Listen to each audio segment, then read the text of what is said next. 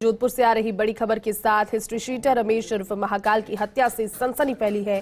कुल्हाड़ी और डंडों से पीट पीट कर उसकी हत्या कर दी गई और आपसी रंजिश में हत्या की जाने की बात सामने आ रही है।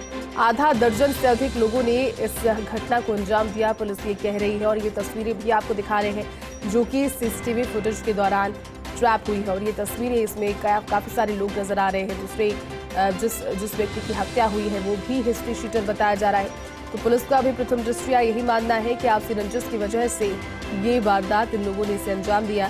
आधा दर्जन से अधिक लोगों को हिरासत में लिया गया है और मुख्य आरोपी अभी भी गिरफ्त से बाहर है।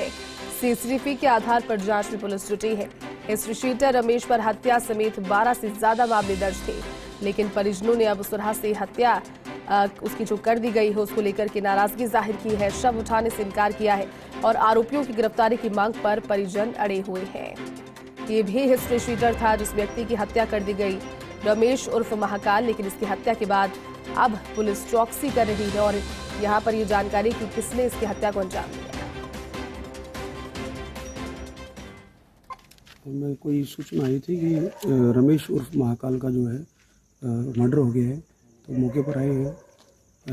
पूरा थाना स्टाफ आया है, एसीपी मैम भी आई है और जेके साहब भी आए हैं। पूरे स्टाफ सभी सम्मिलित रूप से कार्रवाई कर रहे हैं और जल्द ही इसका एक्सपोज करते हैं। इसमें कई एंगल हैं, कई चीज़ें हैं, वो कुछ इन्वेस्टिगेशन के बाद ही मैं कुछ क्लियर कर सकता हूँ।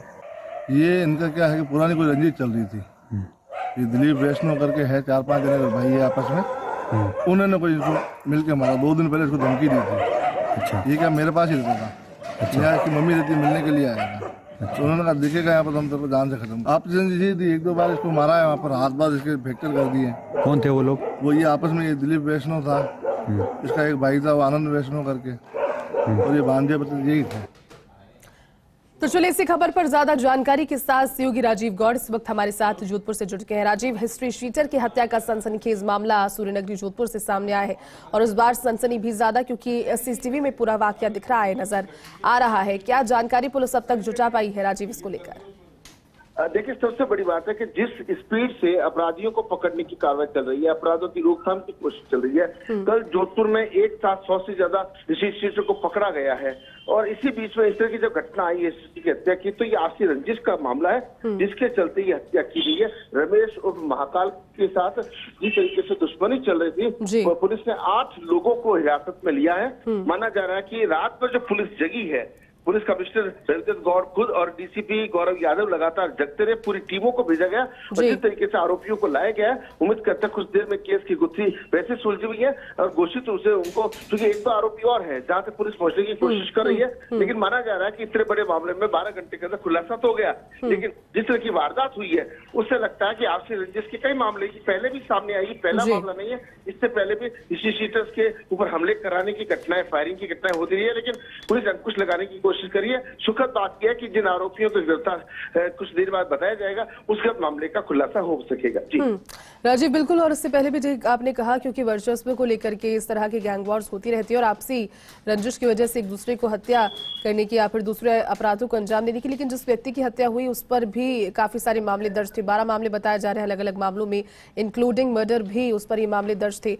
उसका क्या बैकग्राउंड, क्या इन लोगों के साथ संपर्क में जिन्हें अभी हिरासत में लिया गया है, कुछ अपडेट उसको लेकर? देखिए, बुरे काम का बुरा नतीजा ये सबको पता है और इसी के चलते हिस्ट्री शीटर रमेश के खिलाफ 1 दर्जन से अधिक मुकदमे थे। हत्या का आरोप भी उनके ऊपर था।